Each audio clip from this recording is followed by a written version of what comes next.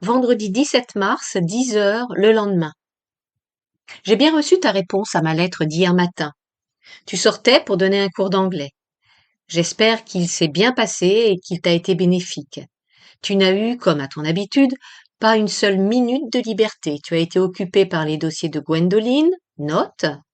Gwendoline, la fille aînée de Gabriel, était en terminale et proposait sa candidature pour étudier dans une université canadienne.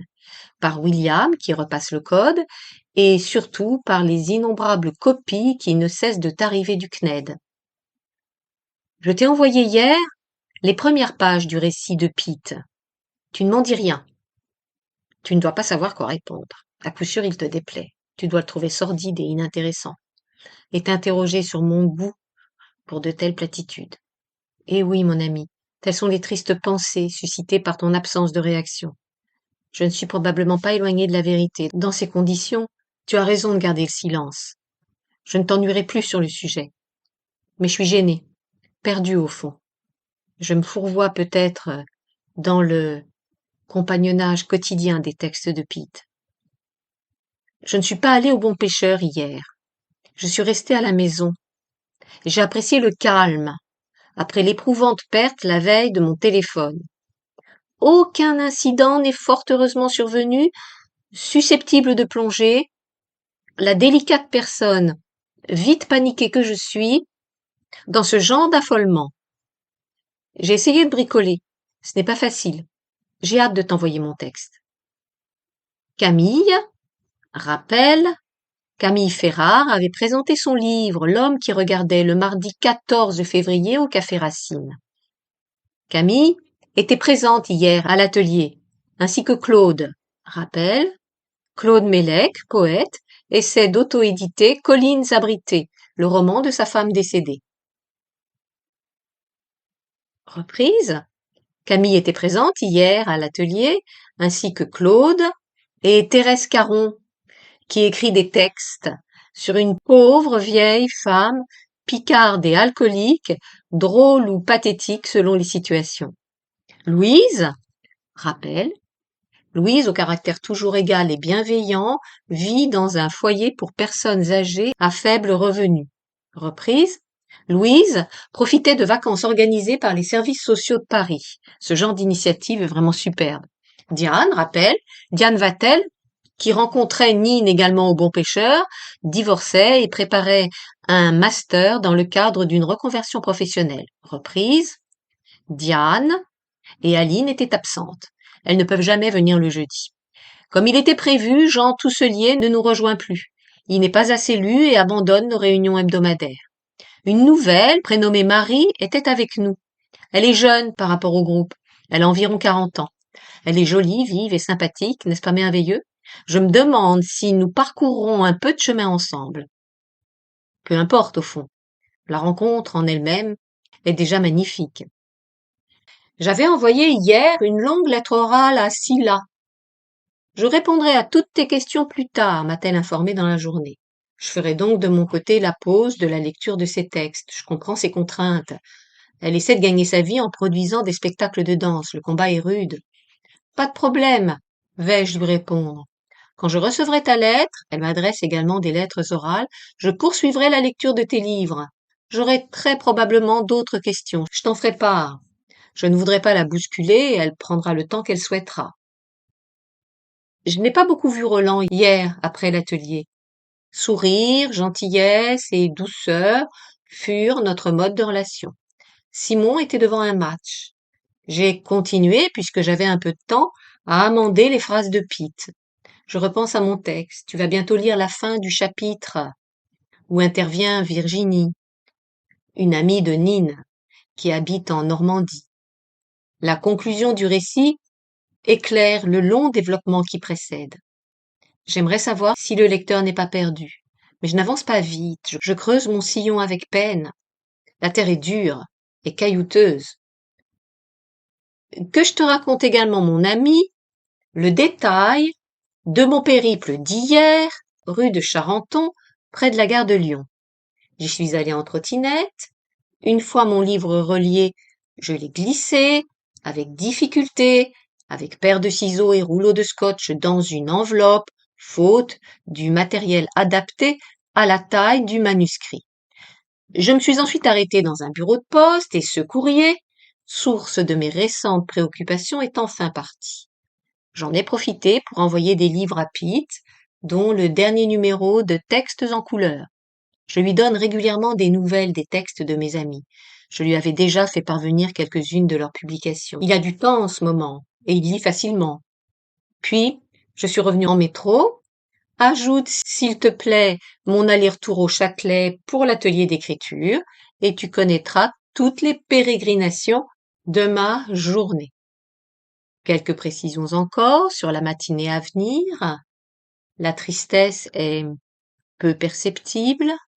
J'éprouve plutôt du soulagement après mes âpres péripéties téléphoniques. Je la sens cependant, mon ennemie, proche, qui rôde, patiente, infatigable, mais je n'irai pas au bon pêcheur, je ne proposerai pas de rendez-vous. Je n'y rencontrerai que Bory. Je vais poursuivre mon activité épistolaire au long cours. Je qualifie ainsi les liens à autrui que j'entretiens assidûment. J'appellerai maman et j'enverrai mon petit mot à Scylla concernant ma prochaine pause lecture. J'écouterai aussi les nombreux messages que Léna a déposés ce matin sur mon répondeur. Je suppose qu'elle est encore bouleversée par l'entretien catastrophique qu'elle a subi l'autre jour dans sa déplorable école. Mon portefeuille est par ailleurs toujours aussi mystérieusement insaisissable. Je ne l'ai à dire vrai pas réellement cherché. Je vais devoir le découvrir, enfoui quelque part, à coup sûr, dans mon éternel désordre. À bientôt, mon ami.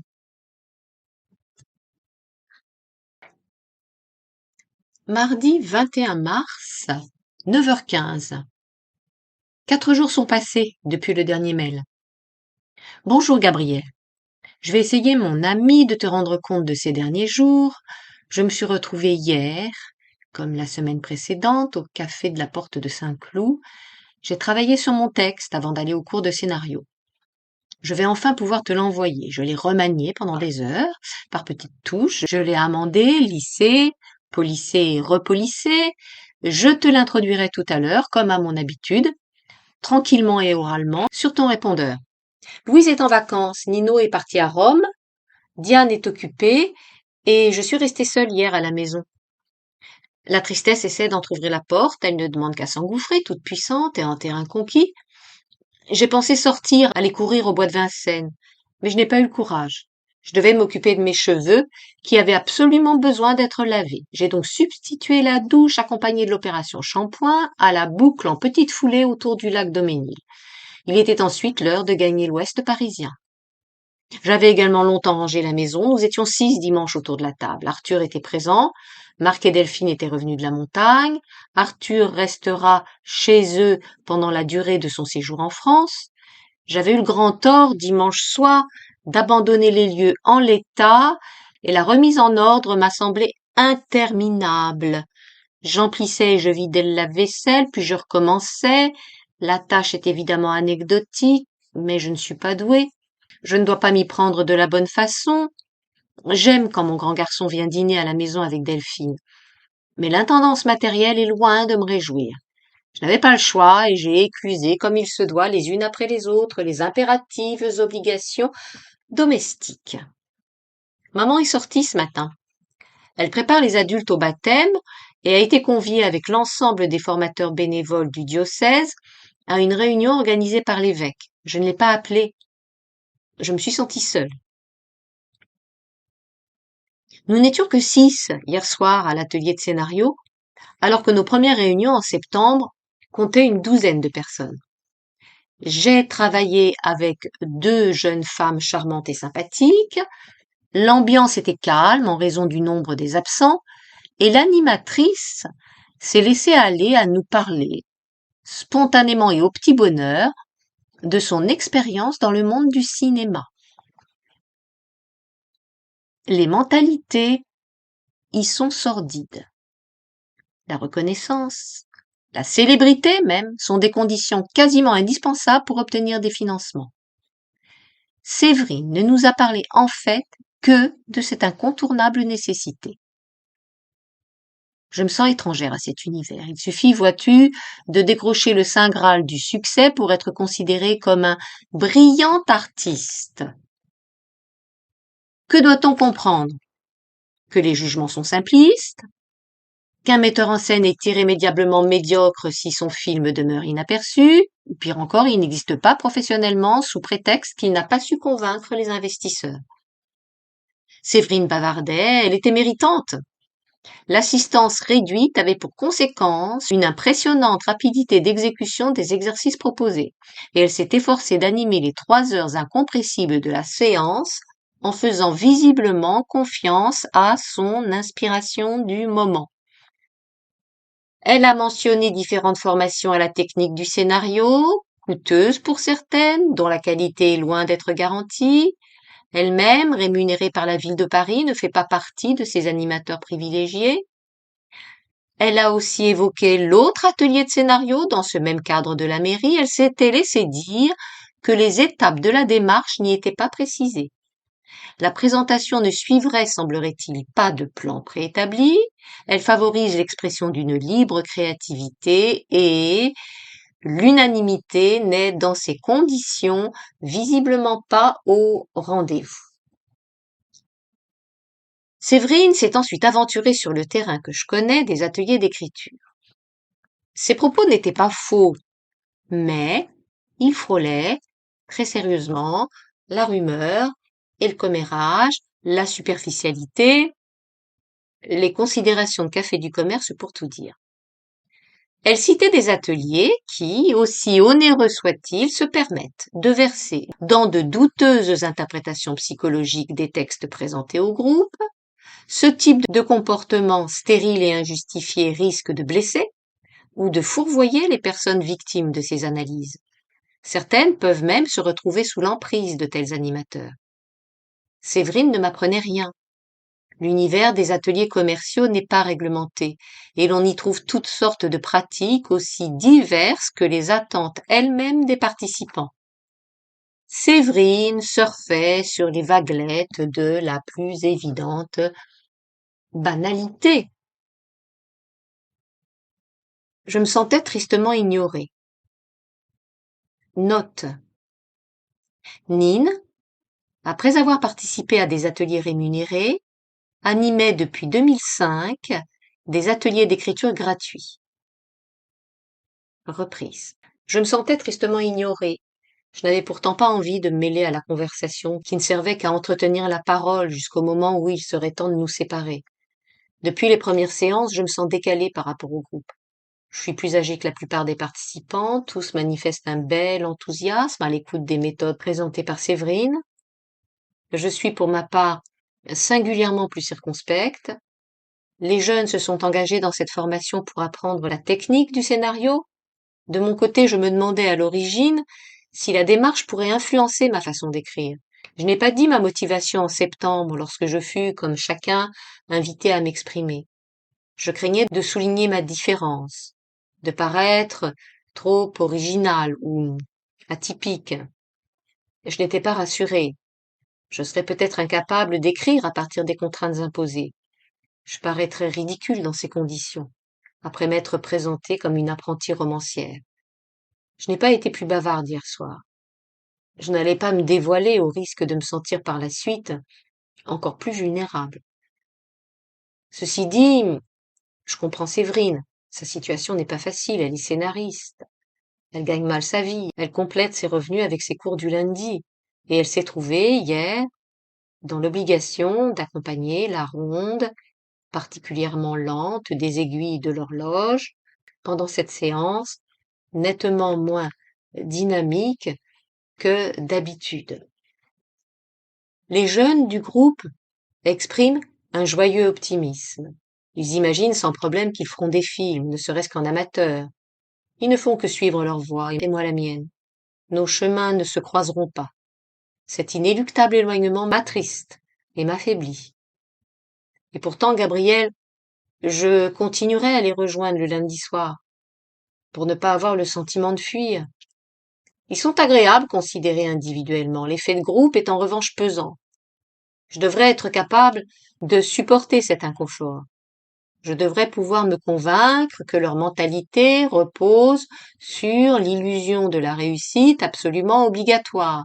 Ces charmants jeunes gens n'ont, selon moi, strictement aucune chance, ou si peu, de voir un jour le succès couronner leurs efforts. Réussir est leur leitmotiv qu'ils répètent inlassablement, alors qu'ils gagneraient à manifester plus de bienveillance, à valoriser, à encourager plus généralement la démarche de création.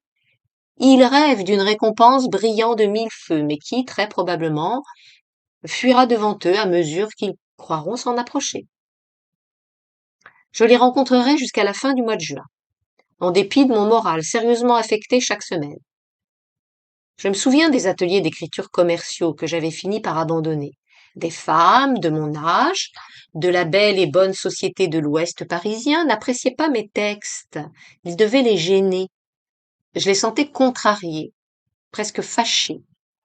Elles ne pouvaient s'empêcher de l'exprimer. Ici, au milieu des jeunes du lundi, je perçois ma différence, je ne suis pas mieux comprise, mais je ne fais pas l'objet d'une quelconque agression.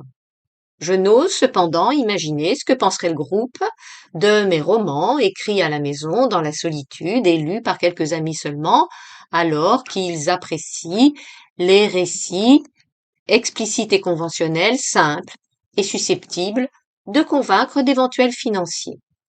Tu comprends, Gabriel, combien ce genre d'attitude nourrit mes doutes sur l'intérêt et la qualité de mes textes. Je suivrai pourtant les cours jusqu'à leur terme.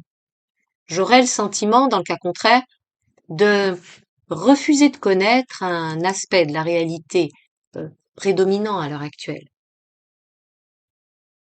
Séverine nous rappelle régulièrement, avec un vif entrain, la grande affaire de notre formation.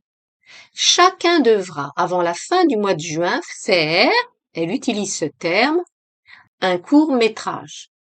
Il s'agit de savoir que faire ne signifie pas dans son esprit réaliser un court-métrage, mais en rédiger le scénario, dans le respect des contraintes imposées par la profession, exactement comme si nous devions le présenter à des producteurs.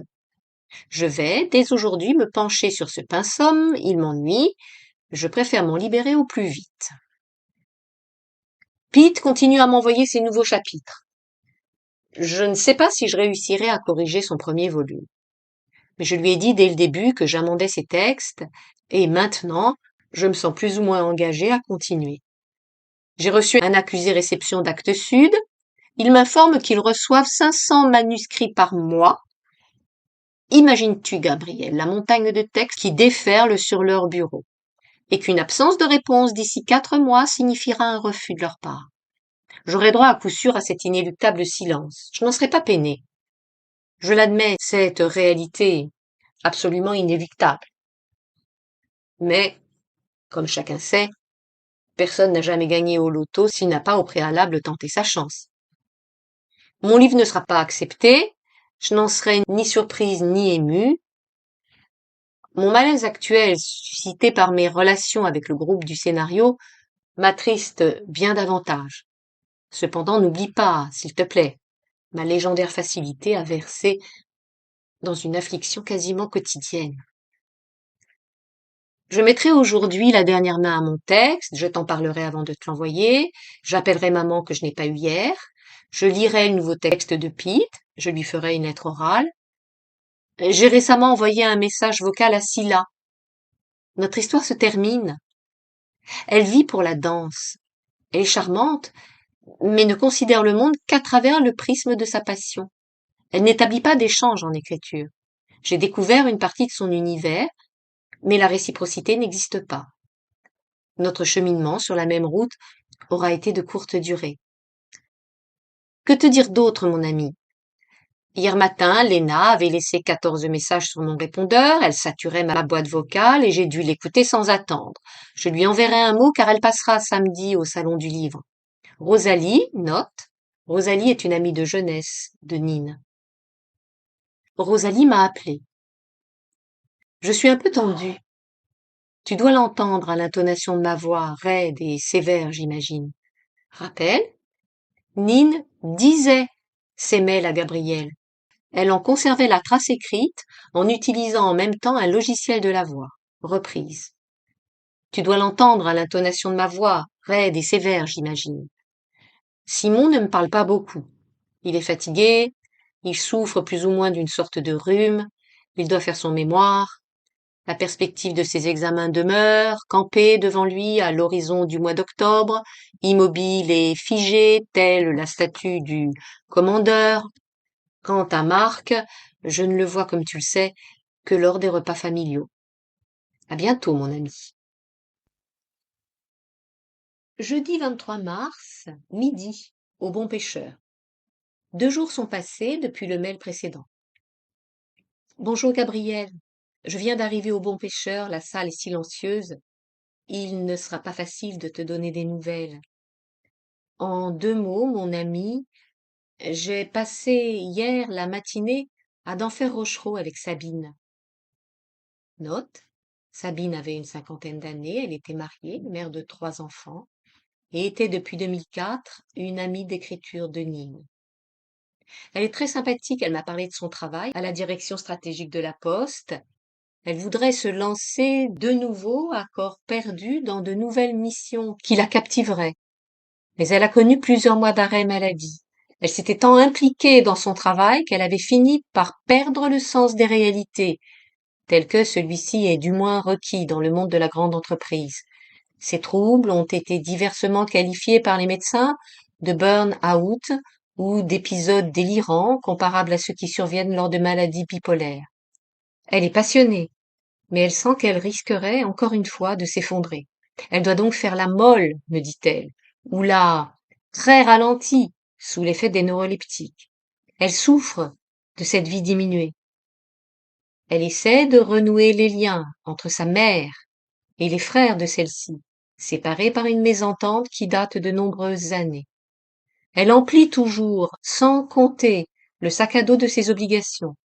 Elle commente, elle analyse, elle interprète, elle tente d'améliorer ses relations avec ses différents environnements, familial, amical ou professionnel. Je la trouve très intéressante. Je n'ai pas pu bricoler dans le métro sur le chemin du retour. Je venais de terminer mon dernier long chapitre et je m'interrogeais sur la suite. Les textes à venir méritaient-ils d'être sauvés? Je me savais incapable de me lancer directement dans le retravail d'un nouveau chapitre. Alors, je me suis occupée autrement, assise sur un strapontin, avec mon téléphone en main. Il m'est devenu une sorte de prothèse, un prolongement de mon corps, qui me permet de bricoler des textes à tout moment. J'ai corrigé ceux de Pitt entre les stations Saint-Jacques et Daumesnil. Hier soir, Marc et Delphine ont dîné avec nous pour parler de la campagne. Un jeune homme que nous connaissons depuis longtemps s'est manifesté pour acquérir la maison. Son beau-père participerait financièrement à l'achat.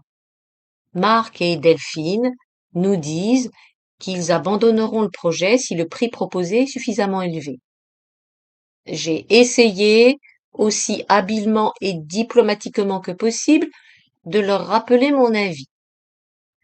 Pensez à l'isolement, leur ai-je dit, là-bas, dans ce coin de campagne, qui depuis près d'un siècle ne doit pas avoir beaucoup changé, avec son petit village entouré de terres cultivées à 2 pas de l'église, du cimetière et de l'ancienne école. Et pensez aux amis et à Simon. Vous les verrez moins. Et la vie quotidienne sera plus compliquée, ne l'oubliez pas. J'ai transmis le message, ils vont réfléchir. J'ai beaucoup pensé cette nuit à la suite de mon livre. Je vais continuer. Davantage pour mon équilibre personnel que dans l'espoir d'intéresser d'éventuels lecteurs. J'anticipe par ailleurs rarement quand je redécouvre mes textes écrits spontanément et rapidement des années plus tôt. En ce moment, par exemple, Gabriel, je retravaille le récit de nos vacances à Kerbian en août 2012. J'imagine difficilement donc quelle sera leur allure dans leur forme définitive. Ce n'est pas possible, ai-je tendance à me dire à la première lecture. Cette fois-ci, je vais les abandonner, ces pages, au fin fond d'un tiroir, et elles aboutiront un jour ou l'autre, plus ou moins lointain, au fin fond d'une poubelle. Il n'y a pas d'autre choix. Mais ensuite, après le retravail, le livre existe, avec ses caractéristiques bien spécifiques, qui plairont à certains, qui déplairont à d'autres. Pour ma part, je les apprécie.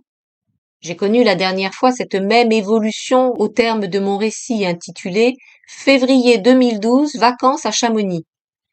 Je ne regrette l'existence d'aucun de mes livres. Je suis peut-être la seule à en penser du bien, mais n'est-ce pas au fond le plus important? J'ai besoin de les créer pour rester debout. Ceci dit, Gabriel, j'ai reçu ce matin une longue lettre orale de Pete. Il avait lu justement février 2012, vacances à Chamonix, et ses commentaires, foisonnants, riches et précis, sont, pour le coup, absolument enthousiastes. S'il m'arrivait plus souvent d'être lu ainsi, je naviguerais, j'en suis convaincue, sur un océan d'euphorie, escorté par tous les anges du ciel. Comment vas-tu, mon ami? Je dois interrompre ma lettre. Je la murmure discrètement dans le micro de mon ordinateur. Ce n'est pas très pratique. Je t'embrasse. Lundi 27 mars 2017, 17h30, porte de Saint-Cloud. 4 jours sont passés depuis le mail précédent. Bonjour Gabriel, je viens de m'installer au café des Trois Obus, avec vue sur le Grand Ouest et sur un magnifique soleil. Il s'apprête à toucher l'horizon et disparaîtra bientôt derrière les périphériques. Une joyeuse foule de consommateurs discute sur la terrasse inondée de lumière. Je suis à l'intérieur, séparé par une vitre de cette sympathique animation. Ici, l'ambiance est plus calme et le niveau sonore un peu plus discret. Mes paroles défilent sur l'écran de mon ordinateur. J'espère que tu m'entends. Nous nous sommes vus samedi, au Salon du Livre. Tu sais pourquoi je propose ce rendez-vous annuel. Note. Nine avait organisé, le samedi 25 mars à 16 heures, une table ronde au Café de la Mer dans l'enceinte du Salon du Livre pour présenter les publications de l'année de ses relations d'écriture. Y était convié quiconque souhaitait en être informé. Reprise. Animer la réunion n'était pas simple. Je devais m'adapter, improviser en fonction des arrivées en cours d'après-midi. Nos visiteurs restaient plus ou moins longtemps autour de la table, entamaient parfois des conversations particulières ou bien attendaient d'autres fois que je m'adresse à l'ensemble du groupe. Je suis partie aux environs de 20 heures. Un incessant bruit de fond accompagnait nos échanges. Ce n'était pas facile, mais la rencontre m'apparaît nécessaire. Elle représente un but vers lequel tend notre activité de l'année. Chacun prend le temps de réfléchir à sa démarche d'écriture, au livre qu'il présente, que l'on commente et dont on lit des extraits. Cette date, définie par le Salon du Livre, permet de nous projeter vers une finalité qui motive pour écrire, dans la durée, un peu comme des fonctionnaires. Tu connais mon état d'esprit, l'image de l'écriture à la manière d'un fonctionnaire me convient tout à fait bien. Nous faisons la pause une fois par an pour la bonne cause.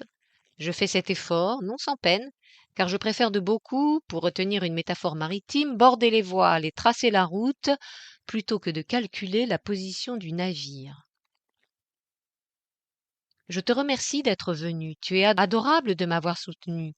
J'étais contente de voir ceux qui ont fait l'effort de nous rejoindre. Tu as rencontré Claude Mélec, notre grand poète, qui écrit bien et facilement. J'ai auto-édité le récit d'enfance de sa femme tchèque, maintenant décédée. Tu as vu François Clido, il écrit de la poésie contemporaine. Il ne s'est jamais aventuré sur Internet. J'ai également publié son dernier recueil sur le même site d'auto-édition. Tu as vu Irène Sophia, rappel. Irène Sophia venait d'auto-éditer Au pays de mon père, son 4e roman, dont Nine avait récemment lu et commenté chacun des chapitres. Reprise. Tu as revu Léna, rappel.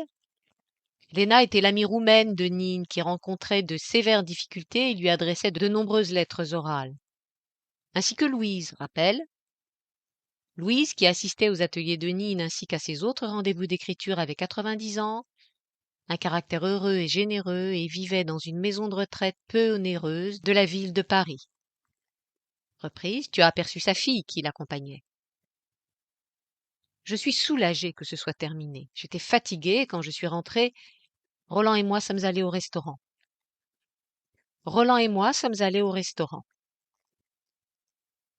Dimanche matin, monsieur Gonzalez est passé nous voir.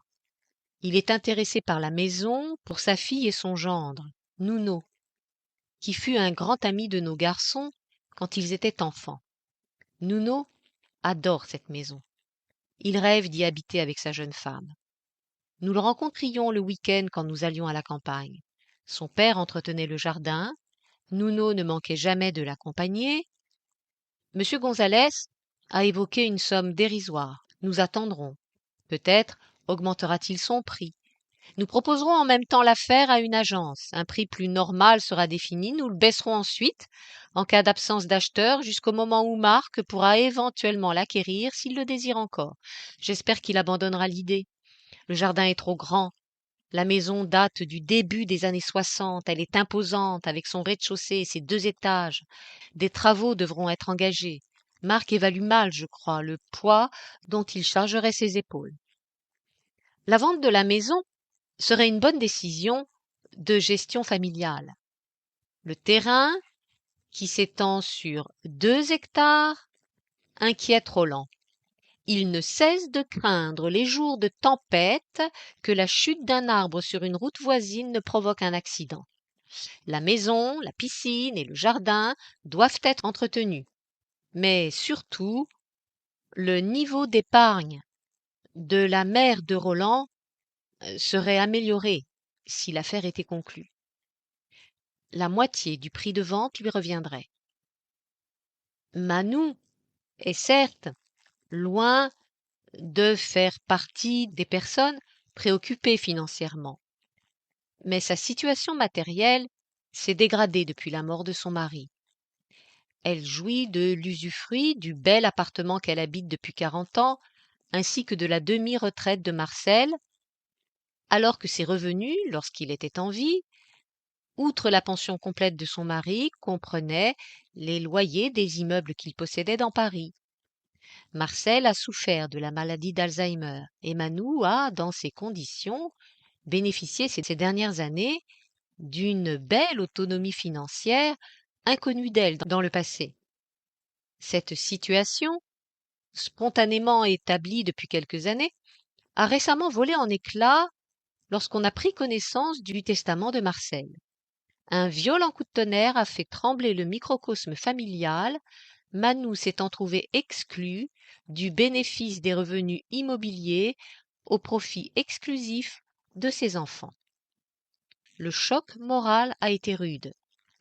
Son mari l'offensait par-delà la tombe, et également, plus prosaïquement, il lui serait à l'avenir plus difficile de dépenser sans compter, alors que l'un de ses grands plaisirs auxquels elle s'était extrêmement aisément habituée était justement de faire preuve d'une prodigalité maternelle et grand-maternelle qu'il lui plaisait de savoir de son point de vue quasiment illimité. Elle exprimait en toute candeur son amour par de sonnantes et trébuchantes espèces. Le testament de Marcel, rédigé quand il était lucide, était difficilement explicable tant il était inattendu et donc blessant pour son épouse. Son contenu avait-il été mûrement réfléchi? Roland avait supposé que des considérations fiscales, de transmission directe aux générations les plus jeunes le justifiaient peut-être. Si tel était le cas, pourquoi son père ne s'en était-il pas ouvert à Manou au moment où il avait pris sa décision? Ou bien, autre hypothèse, Marcel avait peut-être agi sous l'influence de tensions plus ou moins durables, plus ou moins exprimées, plus ou moins motivées entre sa femme et lui. Marcel était l'unique détenteur par héritage et contrat de mariage du patrimoine conjugal et une notable irritation pouvait être à l'origine de cette troublante affaire. Peut-être avait-il pensé sur le moment qu'il pourrait revenir plus tard sur ses dispositions liées à un éventuel mouvement d'humeur. Mais ensuite la maladie d'Alzheimer avait insidieusement affecté ses capacités intellectuelles et le document était resté en l'état. On ne connaîtra jamais le fin mot de l'épineux dossier. Manou, choquée par la vexation posthume imposée par son ingrat de mari, a dès lors décidé qu'elle ne le rejoindrait pas, une fois son heure venue, dans l'auguste caveau qu'il abrite en compagnie de ses peu sympathiques ancêtres bourgeois. Elle raconte volontiers des anecdotes du temps où elle était une jeune épouse, en charge de 3 enfants nés sur une période de 5 années. Elle aurait connu des vexations de la part de sa belle-mère. Celle-ci aurait signifié que Manou n'appartenait pas au même milieu que celui de sa belle famille et qu'elle n'était pas précisément l'épouse idéale que madame mère aurait imaginée pour son unique fils resté vivant. Marcel avait eu une sœur aînée décédée à l'âge de 8 ans. La mère de Marcel lançait parfois, à l'occasion de rituels déjeuners dominicaux, de condescendantes, rapides et incisives critiques relatives à la tenue vestimentaire de ses petits-enfants. Manou n'était pas aidée matériellement, elle tenait seule un foyer composé de 5 personnes. Les revenus du ménage étaient à l'époque constitués par l'unique salaire de Marcel. Le labeur de Manou n'était pas mince, et elle s'efforçait de l'accomplir du mieux qu'elle le pouvait. Madame mère était quant à elle oisive, elle formait avec son mari un couple d'inactifs, heureux propriétaires d'immeubles parisiens, dont les moyens financiers excédaient largement les dépenses. Leur goût, typique d'une moyenne bourgeoisie sage et sérieuse, était loin d'être dispendieux. Loin d'être dispendieux. Manou rapportait les indélicatesses de sa belle-mère quelques dizaines d'années plus tard, elle aussi lors de repas familiaux réunissant son mari, conscient à l'époque, ses enfants devenus adultes et ses petits-enfants. Sa décision est sans appel. Elle reposera auprès de ses propres parents, plus modestement enterrés dans un autre cimetière. Une riposte, par cimetières interposés, ne peut objectivement être blâmée. Ceci pour exprimer mon ami une légère touche d'humour à ce point du récit familial qui pourrait presque, d'un certain point de vue, apparaître scabreux. Roland était demeuré perplexe. Le comportement de son père avait, au mieux, manqué d'élégance, au pire, d'humanité envers la femme qui fut son épouse pendant 60 ans. Et il eut une idée concernant la maison de campagne qui devenait elle aussi propriété exclusive des 3 enfants. Il proposa à madame la notaire une autre interprétation sur ce point, moins évidente, mais qu'il serait possible en cas de besoin de justifier juridiquement. Les enfants d'un côté et Manou de l'autre deviendraient dès lors propriétaires pour moitié de la maison. Madame la notaire, qui n'avait pas été sans remarquer la rigueur de ce testament relativement surprenant envers l'épouse du défunt, se rangea aisément à l'avis de Roland. Tu sais tout, Gabriel, sur la surprise discrètement préparée par Marcel du temps où il pouvait agir. Le fait n'est pas anodin. On ne peut s'empêcher de lui chercher un sens. Note. Nin rapportait ici sa propre compréhension des faits en 2017. La réalité juridique de la situation oblige cependant à préciser que ce fut probablement l'absence de testament de Marcel Valente qui déplut à son épouse plutôt qu'une disposition spécifique prise par lui. En effet, les époux étant mariés sous le régime de la séparation et Marcel possédant l'intégralité des biens du ménage qu'il avait acquis par héritage ou par achat en son nom propre, ceux-ci étaient normalement transmis aux enfants. En ce cas, Monique Valente disposait ainsi de la moitié de la retraite de Marcel et continuait à habiter l'appartement du boulevard de Tessier, désormais propriété des enfants, par accord tacite de ces derniers. Monique Valente, offensée par le silence de son époux, avait probablement anticipé quelques donations spécifiques testamentaires. Par leurs commentaires, les enfants avaient exprimé qu'ils trouvaient légitime l'étonnement de leur mère et comprenaient moins l'attitude de leur père. Après le départ de monsieur Gonzalez, Roland et moi avons fait 2 parties d'échecs en écoutant de la musique. Roland ne se serait pour rien au monde absenté. Simon était dans sa chambre.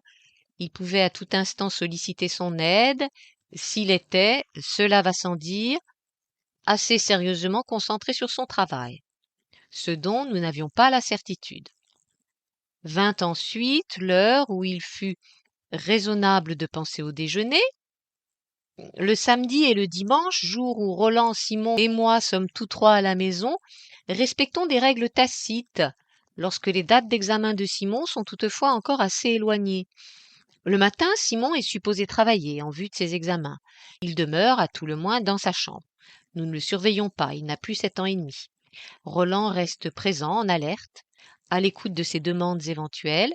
Simon sait qu'il n'a pas le choix, il est supposé étudier. Il sait également qu'à l'heure du déjeuner, une pause nutritive lui est généreusement accordée. Je lui apporte son repas. Roland et moi passons également à l'étape alimentaire de la journée. Nous sortons, car la conversation avec Roland m'est absolument nécessaire. Nous ne maîtrisons dès lors plus le cours des événements concernant le travail de Simon. Il reste habituellement dans sa chambre. Il est en effet bien connu des parents de grands enfants que ceux-ci passent leur vie dans leur chambre. Il est possible qu'il travaille, il est tout aussi possible qu'il s'adonne à d'autres occupations. Nous l'ignorons. Simon connaît les tolérances familiales établies au cours du temps. Il dispose, selon lui, sereinement de son après-midi pour se pencher ou non sur ses cours.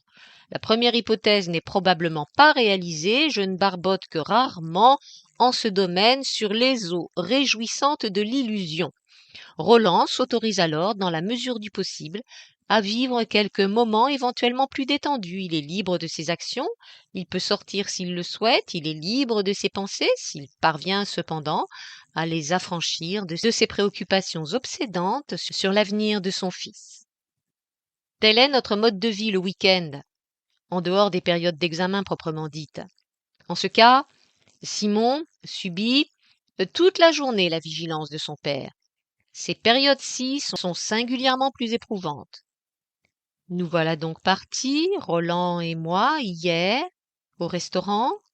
Nous avons papoté, puis entamé une troisième partie d'échecs. Résultat des courses, j'ai gagné la première et la dernière partie. Roland a gagné la deuxième.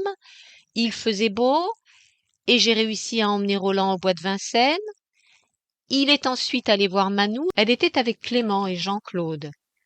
Note: Clément, le frère de Roland, avait pour compagnon Jean-Claude depuis plus de 30 ans. Reprise, elle était avec Clément et Jean-Claude qui avaient déjeuné avec elle. Clément avait appelé Roland, comme il le fait habituellement en ce cas, afin qu'il monte leur dire un petit bonjour. Rappel, l'appartement de Roland et Nine et celui de Manou étaient respectivement situés au 2e et au 3e étage du 75 boulevard de Tessier. Reprise.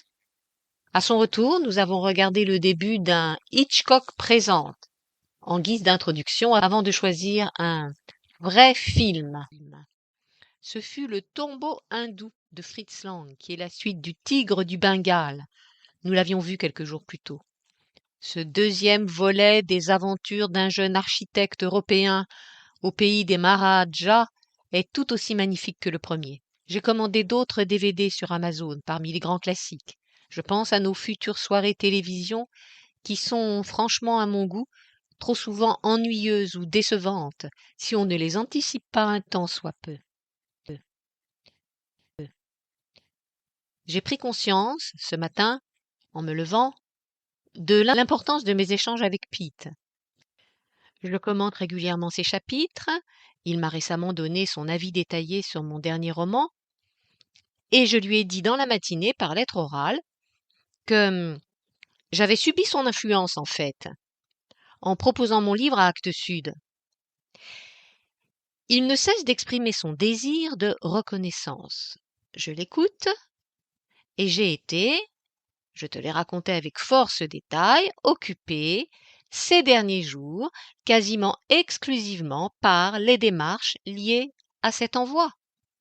Et pour quel autre espoir que celui d'une hypothétique reconnaissance?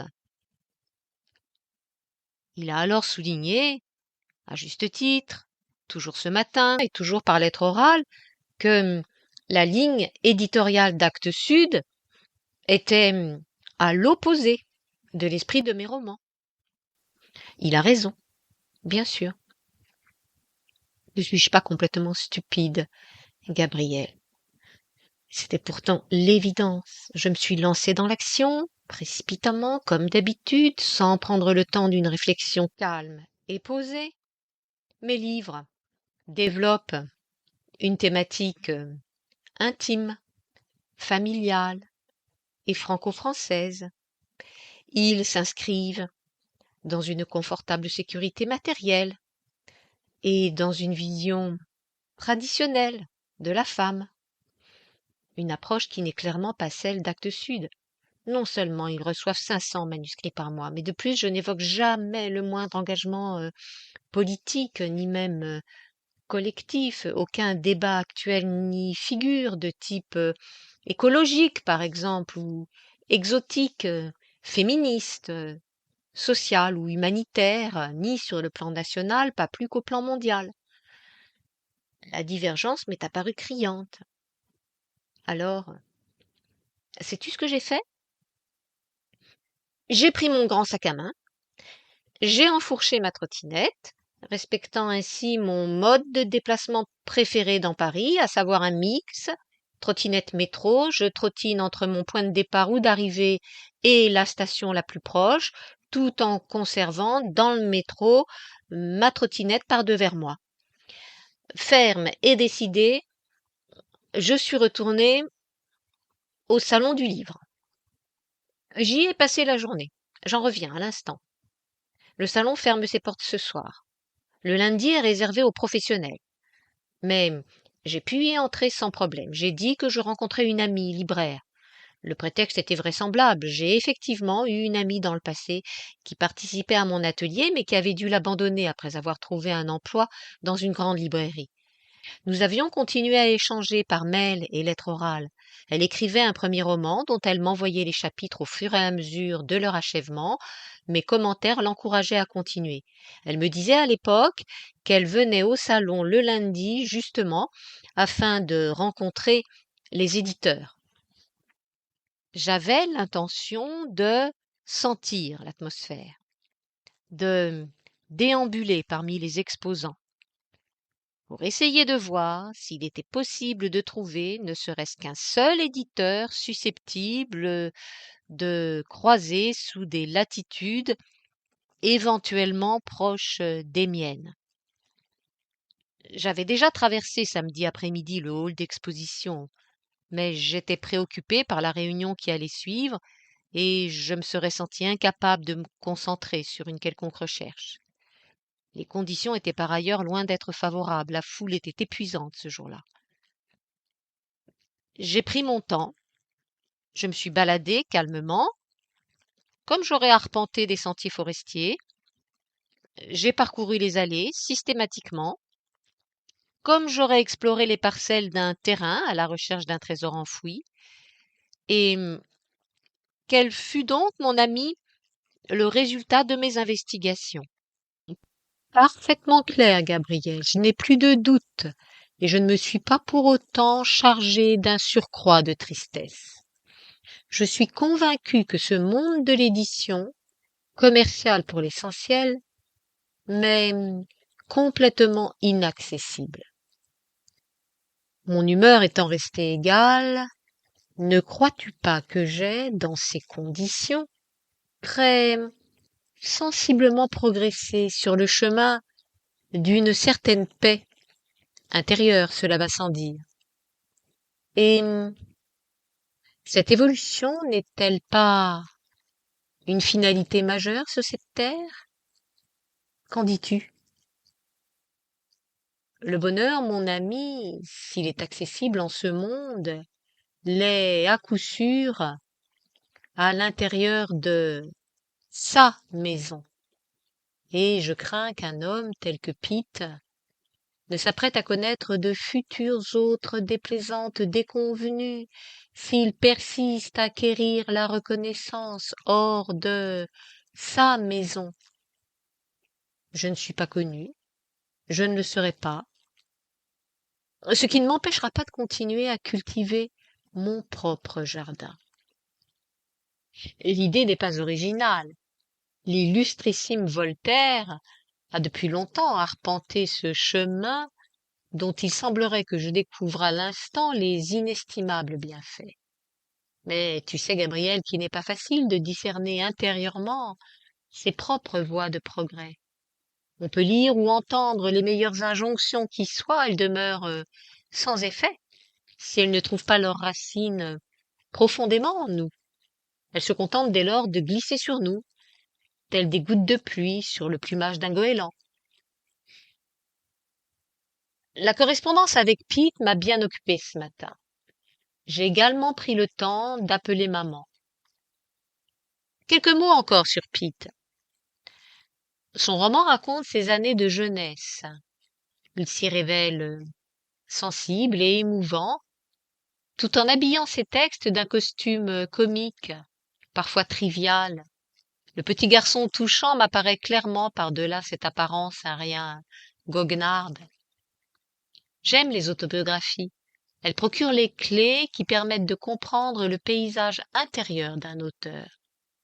Pete m'offre un beau cadeau. Il est loin d'être un modèle de vertu, il est flambeur, il tend aisément vers une forme allègre et souriante de mégalomanie. Il n'empêche qu'il campe un autoportrait qui s'enrichit au fil des pages. J'étais contente hier, il faisait beau et Marc, Arthur et Simon, après sa matinée censément studieuse, sont allés à la campagne. Ils ont piloté leur drone au-dessus du jardin, ils ont couru dans la forêt en tenue de camouflage et répliques à la main.